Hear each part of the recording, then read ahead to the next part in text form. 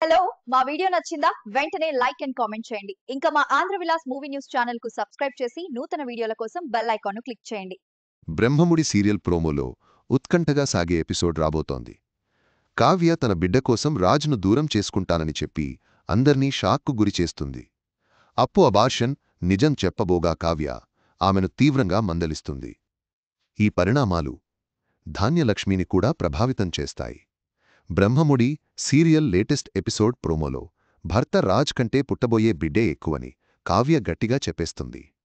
కావాల్సి వస్తే మీకు దూరంగా వెళ్ళిపోయేందుకు సిద్ధంగా ఉన్నాను అని కావ్య చెబుతుంది. దాంతో అంతా షాక్ అవుతారు. తర్వాత అదంతా డ్రామా అని అపర్ణకు చెబుతుంది కావ్య. రాజ్ ప్రవర్తనకు ఇంటి గౌరవం పోతుందనే బాధతో సుభాష్కు గుండెపోటు వస్తుంది. గుండె పట్టుకుని కుప్పకూలిపోతే అపర్ణ వచ్చి టాబ్లెట్ ఇచ్చి కాపాడుతుంది. తరువాత కావ్యకు అబార్షన్కు సంబంధించిన అసలు నిజం చెప్పాలని అప్పు అనుకుంటుంది. అందుకు కావ్యను కలుస్తుంది. విడాకుల గురించి మాట్లాడాలని అప్పు అంటుంది. విడాకులు తీసుకుంటానన్న భయంతో వచ్చినట్లుంది. కాని ఇప్పుడు దీనికి నిజం చెబితే ఇది వెళ్ళి కవిగారికి చెబుతుంది. కవిగారు ఆయనకు చెబుతారు. ఇది నాలోనే దాచుకోవడం కరెక్ట్ అని కావ్య మనసులో అనుకుంటుంది.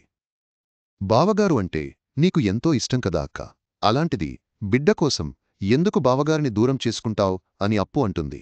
విడాకులు అనగానే సైలెంట్ అయ్యావు అంటే నువ్వు తీసుకున్న నిర్ణయం కరెక్ట్ కాదని అర్థమైందా? విడాకుల నిర్ణయం మానుకుని బావగారు చెప్పినట్లు అబార్షన్ చేయించుకో అక్క, అది నీకే మంచిది అని అప్పు సలహా ఇస్తుంది. దాంతో అప్పును కావ్య తిడుతుంది. నీకు అసలు బుద్ధి ఉందా? నువ్వు ఆడదానివే కదా, ఓ బిడ్డను నువ్వు కూడా కడుపులో మోస్తున్నావుగా, అలాంటిది నన్ను ఎలా అబార్షన్ చేయించుకోమంటున్నావు అని చెల్లిపై అక్క అరుస్తుంది. నువ్వు పుట్టినప్పటినుంచి అమ్మాయిలా కాకుండా అబ్బాయిలా పెరిగావు, అందుకేనా నీకు ఆ మగాళ్లలా అనిపిస్తుంది. నా బిడ్డ విషయంలో ఎవరి మాట నేను వినను. అబార్షన్ నేను అసలు ఎందుకు చేసుకోవాలి? ఇలాంటి పనికిమాలిన సలహాలు ఇవ్వడం మానేసి నీకు పుట్టబోయే బిడ్డ గురించి ఆలోచించుకో అని అప్పును తిట్టి వెళ్ళిపోతుంది కావ్య. దాంతో అప్పు తెగ బాధపడుతుంది, కన్నీళ్లు పెట్టుకుంటుంది. అప్పును తిట్టింది రుద్రాణి విని షాక్ అవుతుంది. చెల్లిపై మాట పడనివ్వనిది ఇప్పుడు అదే ఇన్ని మాటలు అందేంటి అని ఆశ్చర్యపోతుంది. తరువాత అంతా కలిసి భోజనం చేస్తుంటారు. అప్పు రాదు. దాంతో అప్పును పిలవడానికి ధాన్యలక్ష్మి వెళ్లి ఒంటరిగా వస్తుంది. అప్పును తీసుకొస్తానని వెళ్ళావ్, ఎక్కడ తను అని అపర్ణ అడుగుతుంది. ఆకలిగా లేదంట అక్కా అని ధాన్యలక్ష్మి చెబుతుంది. అక్క విడాకులిస్తానని గొడవ చేసేసరికి పాపం చెల్లిగా తట్టుకోలేకపోయింది. కాని ఈ అక్క తిట్టిన తిట్టు తిట్టకుండా అప్పును తిట్టి పంపించేసింది అని రుద్రాణి కావ్యను ఇరికిస్తుంది. దాంతో కావ్యను ధాన్యలక్ష్మి తిట్టిపోస్తుంది. నువ్వు తిట్టడానికి నా కోడలే దొరికిందా?